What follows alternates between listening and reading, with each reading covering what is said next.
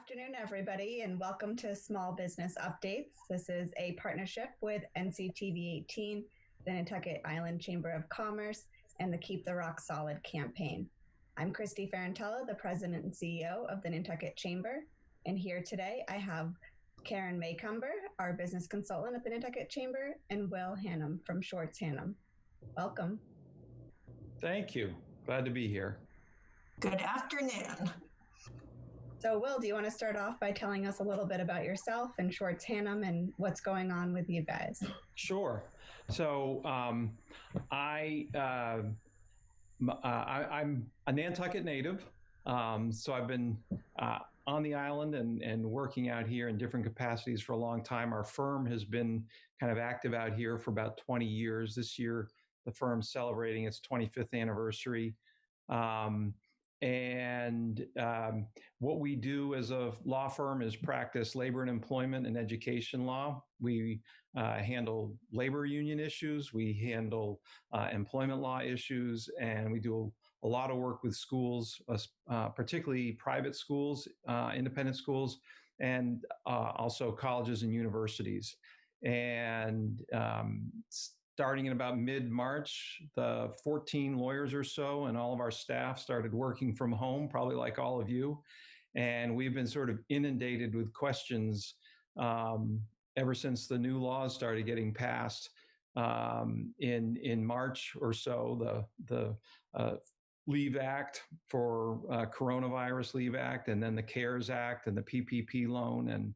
And so I think, like the Chamber, we're getting a lot of the similar questions from employers about layoffs and furloughs and unemployment and reopening and everything in between. And we're trying to keep up with all of the new laws and the new guidance out of the CDC or the governor's office in particular.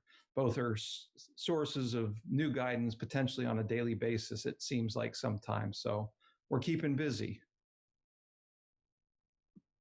That's great to hear. So anybody watching online, if you'd like to submit a question, just refresh your screen and you can submit that in the chat box. So Karen, do you want to start us off on some questions for Will? Certainly. So Will, perhaps you can share a little bit about PPP and just the latest and greatest that you've heard. We know that the guidelines and applications were released last week so that folks could start working on their forgiveness application. Right. There's a lot of information there. It's a little bit confusing. Yep. So perhaps you can kind of give everybody a little bit of guidance in Sure. terms of what to look for there. Great. Okay. Yeah. And so as I was mentioning sort of before we got started, one of my partners, Matt Battistini, is sort of our resident expert on the PPP loan. And he spent the weekend sort of combing through that new guidance. And there's sort of two parts. I'll break my answer down into two main parts. One is that ideally, before you even get to the subject of the forgiveness process, you want some documentation about why you got the loan in the first place, some internal documentation that's ideally really focused and geared on the concept of, what you're doing with that loan money, particularly, using that money towards employee payroll during the applicable forgiveness period. So that's sort of the first bucket that you want to just sort of, it's not a form to fill out. It's a document that you create typically with counsel involved to make sure you've kind of got the I's dotted and the T's crossed, because that's something you want in place before an audit might potentially happen or before you begin to dig into the loan forgiveness process. Now, back to your question, Karen, and the loan forgiveness process, the guidelines that came out are quite dizzying or mind-numbing. And one of the things that seems most helpful at the moment to digesting that is some guidance out of the U.S. Chamber of Commerce. So that may be a helpful resource to sort of try to boil something down into something more like plain English. There are a number of different ways to be calculating the maximum amount that can be forgiven. There's a lot of math involved. It's payroll up to a certain cap. It's certain employment benefits, but not others. And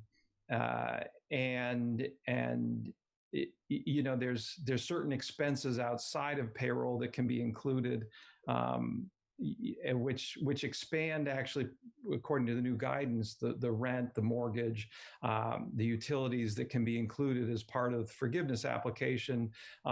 Those have potentially been expanded to include things that will be paid in the normal course shortly after the forgiveness period. So there's a lot of detail that I'm really skimming over, and frankly, without a PowerPoint slide and some handouts, it would be really hard to expect, I think, an audience to digest that, and it might consume our entire 20 minutes here. So that's sort of the quick answer, but there's a lot to digest, and hopefully that gives people a place to start. Right. And Will, I know a lot of business owners are struggling right now, and this is kind of related to PPP and unemployment, where the PPP period has started. Maybe they're not open yet, they're preparing, but won't be. And their employees are on unemployment and, quite frankly, might be making more staying on unemployment in some cases than taking a job that an employer might offer them at possibly lower pay scale. Right. Do you have any advice on that, or have you seen any examples of folks handling that well? Well, I certainly gotten a lot of questions of people struggling with that. How do you bring someone back to work when they're happy staying at home and getting paid more in some cases? I think the biggest challenge in how do you bring someone back to work if they don't want to come back is the fear of that some people have of coming back to work and potentially getting sick. And, as an employer, are you going to, sort of force that issue, force someone to come back when they're not comfortable by threatening to terminate their employment, which legally you've got the right to do, assuming, there's certain factors not coming into play. I mean, the question can get complicated in terms of whether somebody's entitled to some protection for a leave of absence under, the ADA or under, the FFCRA, this alphabet soup of federal laws that gives people the right to some time off in connection with the coronavirus crisis.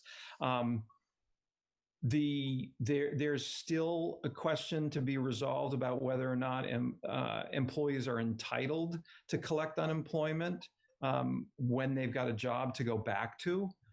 There's no clear guidance on that I've found, and that needs some clarification. So I think this raises some tough questions, and frankly, most of our clients are trying to err on the side of being considerate and compassionate and understanding of their employees. This is sort of a tough time. When it comes to cost cutting, employers seem to be more inclined to, do pay cuts kind of tiered towards the pay level of the employees involved, as opposed to layoffs per se. And so there's no neat kind of answer to the question of what do you do when somebody's on unemployment, collecting more than their paycheck, and you're trying to bring them back. I think maybe the most successful practical solution has been to pay these people more so that they're encouraged to come back. Gotcha. And I've seen news reports of clients who are, or not clients, I've seen news reports of employers who are paying people under the table as a way of getting them to come back while they're still collecting unemployment. I would not recommend that. You got PPP loan fraud and DUA fraud and tax. You don't want all those government agencies coming after you, but yeah. An alphabet soup of legality there. Yes, exactly. So you touched on it a little bit about, employees being hesitant to come back, maybe because they're nervous or scared of the virus. There's also a lot of hesitation around businesses opening and kind of what the liability is around if a customer got sick or if you have a lodging association and somebody staying there got sick. And what are some of the recommendations that your firm has been giving? So it's a great question. And I mean, to me, the place to start is by looking at the government guidance that's out there. And at the federal level, primarily that would be the CDC guidance, which has changed several times in the last 3 weeks. We went from 67-page guidance from the CDC to a bunch of PowerPoint slides to now we've got PowerPoint slides and a 60-page guidance last I checked. But I think the CDC guidance gives a lot of important practical advice about how to keep the workplace safe. And some of it is tied or focused on certain industries. And we're still waiting for that sort of guidance from the governor and his task force on reopening, particularly for the phase 2 and businesses, the restaurants and the hotels and such. But I think having the right hygiene measures, the right social distancing measures in place, having the right signs up, the right markings on the floor, having the right cleaning processes in place for that environment, training employees so that you're all strictly following those processes and understand them and have a system in place for educating your customers. I think that is the starting place. And it's not a neat, easy, we're getting questions about waiver forms. Should we have customers, or should we have club members, or should we have parents and students signing these forms saying, gee, I might get sick if I come to school or if I come to work or if I go to camp or whatnot. I mean, it's tempting to see that as a quick, easy solution. And yet I think there's two things I want to say about a waiver form. One is that it's not bulletproof at its best.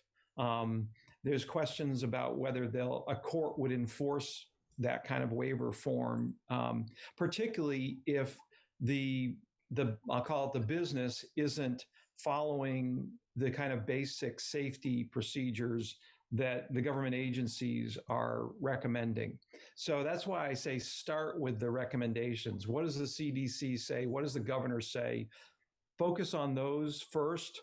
I would also, unfortunately, have to add some more alphabet soup to that government agency guidance list. The EEOC has some guidance on whether you can ask employees questions about, how they're feeling and take their temperature. And you can ask those questions and you can take their temperature, but that needs to be looked at. And then there's also OSHA guidance, Occupational Safety Health Agency guidance on how to keep, the workplace safe during a pandemic. So CDC, EEOC, OSHA, the governor, look at all of that. And then you also want to add local guidance. What, if anything, is the town saying about, how to keep the workplace safe? And depending on your constituency, you may also want to be, in contact with the hospital. I think, for example, if you're the hotel or the summer rental property owner or agent, and you've got a customer who's got coronavirus, I think before you start shipping them off island or out of your property, you should be, on the same page with the local public health officials. How do they want that handled? You don't want to sort of exacerbate a health situation and create a local public health crisis by kind of looking at this just from your own narrow perspective. But, before we have this person walk through our halls again and out the building, what does the hospital, what does a local public health official want done in this situation? And so unfortunately, there's no clear, simple, one-size-fits-all guidance on any of these things. It's going to vary by industry and locale. And will specific to the example you just talked about, there's been a lot of discussion about contact tracing. It's not an easy one to say. Yeah. And that the responsibility of the provider to get certain information and possibly even log people's comings and goings on an hourly basis. Can you talk at all to kind of what's realistic on that front and what most folks should be thinking about? Well, so in the first instance, I would be focused on, I'm waiting for some guidance on that for, these businesses, because I think the idea of trying to implement a comprehensive system of collecting personal information from everybody who comes by to pick up a cup of coffee or who, happens to be in your store looking at items but not buying something or whatever the case may be. I think that sounds like a tall ask without clear guidance and support from the governor's office about how to do that and whether it's necessary. And I think it raises some privacy concerns potentially if you're doing that without the support of government guidance behind you. So I think we're going to see guidance on that at some point. And I think there's a good chance that we're going to, that employers are going to play a role in that, but it's not clear to me what that role is going to be. And so at the moment, I'd kind of put that on the back burner of things to think about and worry about until we get clear guidance. I mean, if you look at the CDC guidance about what it takes to reopen, and you're one of those phase 2 businesses that's hoping to reopen on June 8th or whatever it is, there's plenty in there to tackle about, how to keep employees safe, how to keep customers safe, how to make sure the workplace is clean and all that. There's a lot to do if you haven't been working on it already. And unfortunately, we just don't have better answers yet on contact tracing and testing as well. Okay. Sorry, I don't have a better answer for that. I know, come on. I'm one of those people that has to open up on June 8th. So looking for the tips and tricks, especially related to short-term rentals. Yeah. Well, and I want to say about June 8th, I hope that date holds. But I think we all have to keep open mind about the possibility that it's going to change again. Everything else seems to change on a daily basis, right? So fingers crossed. True. So is there something that you would recommend though for folks, again, maybe restaurants or hotels, a lot of people are in hospitality here, obviously. Yeah, right. Should they be changing anything on the policies that are on their websites? That's, things that someone has to agree to before they make a reservation, or just some simple language that can be added. Anything that would make sense for folks to add right now? I mean,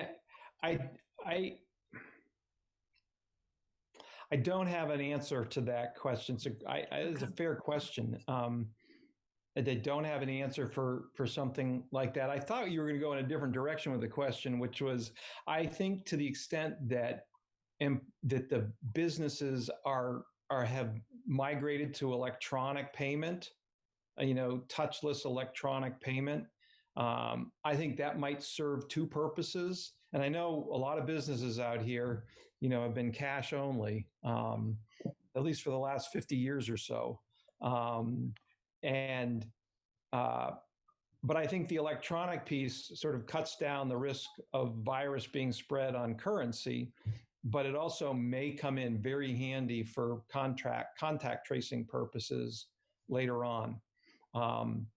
In terms of, language for a policy or a website or communication with customers, I think the practical tip I would give would be to sort of go through a mock exercise of, what it's like to be open in whatever the rules are that you expect to be in place, curbside pickup or whatever it is. Do you have do you have I mean, I saw a business open up at the beginning of the weekend, and I understand they're going to be closed for a few days as they fine tune things, but they were clearly struggling with social distancing on day one. The line that I saw outside was, not what they would want it to be. And they fixed that, I think, over the last couple of days, and they're going to, fine tune it further. But I think to the point about this not being a one size fits all problem for businesses to solve, doing a little, sort of tabletop exercise or fire drill or whatever you want to call it to see whether you've got a system that makes sense. I think there's a little bit of a learning process there for each business, each office, each retail shop, each restaurant. So that might be a practical tip of, kind of what to do to help get ready for June 8th. And that'll include putting up some signs about, social distancing and wearing a mask, and thinking through what are you going to do if somebody comes into the store or the restaurant and isn't wearing a mask, that sort of thing. I know that myself, as well as some of the other folks that own businesses, have been doing is kind of literally a walkthrough of our own spaces as if we were a customer, and sitting there and thinking about everything that someone might touch and how they interact with things and where we would need cleaning stations and that kind of thing. And I think just kind of going through that kind of inventory seems to be helpful. Yeah, I was going to say, what you may have learned some interesting things through that exercise yourself, just about how I can imagine the third or fourth time through, you might be learning something new that you hadn't noticed the first and second time through. You realize how many different things people touch. Yeah. Yeah.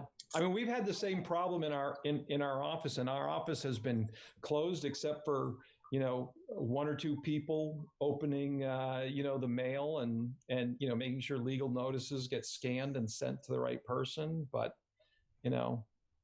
it seems simple, but it's not. So you touched on a little bit of going to electronic payments as a good kind of business move. Are there any other suggestions you have for businesses that could kind of adapt to this new COVID life? I mean, another bit of, I think, some practical advice that has worked for us and that I've seen, talked about is just finding creative ways to change your business model and your business strategy. I think, from a customer perspective, we're doing webinars now like we've never done before, daily basis. You're just trying to adapt. And I think, from a customer perspective, that, some of the island businesses that are doing curbside pickup, I mean, at some level, I think it's easier and better than, shopping at those places or going out to eat at those places last summer. So I think if you're thoughtful and creative about how you go about trying to find a way to survive, that's a great use of energy in this environment. It's not legal.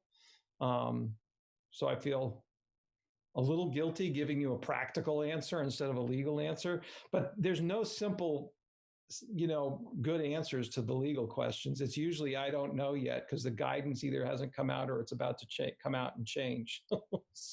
Yes, that's definitely been one of the biggest challenges for our members is you finally get guidance and then it changes. And then even with the reopening, we've had, information today that's coming out for curbside retail that wasn't out yesterday, even though it was starting yesterday. So businesses are trying to catch up and adapt, and it's been challenging.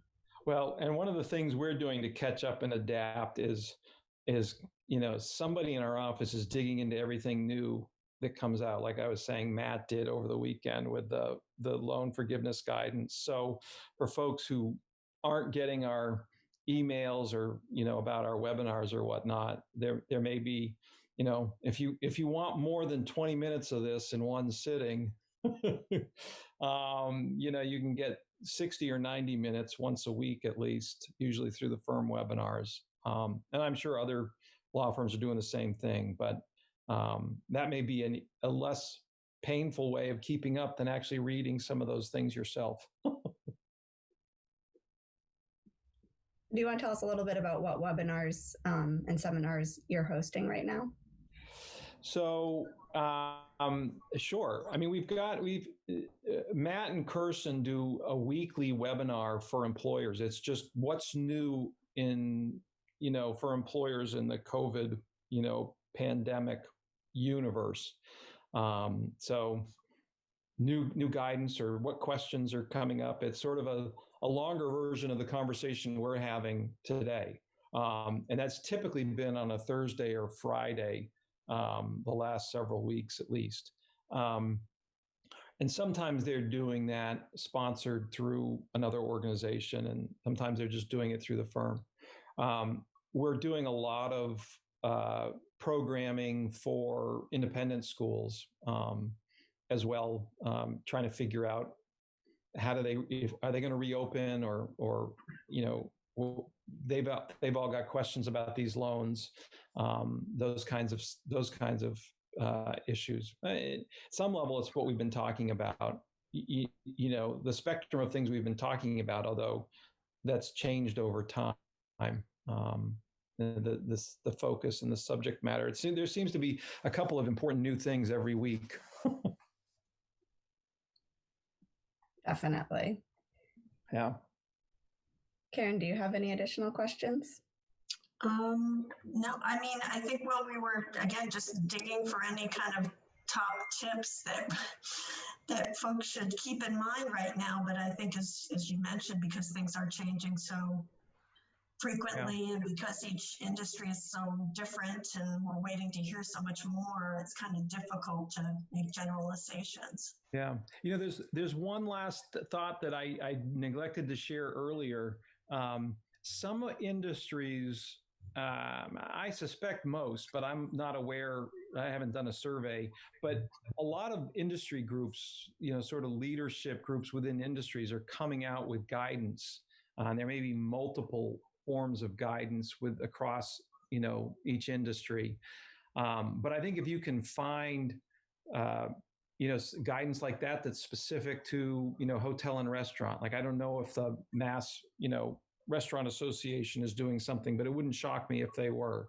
And some of that industry guidance can be very helpful, particularly as a starting place while we're waiting for the governor's guidance to come out. So that might be a place to look for, a starting point while we're waiting for clarity from the governor. I think that's a very good point. I know some of the larger trade groups out of DC have been doing quite a bit of work on this to set some standards, and also just to follow the legislation, because there is so much out there.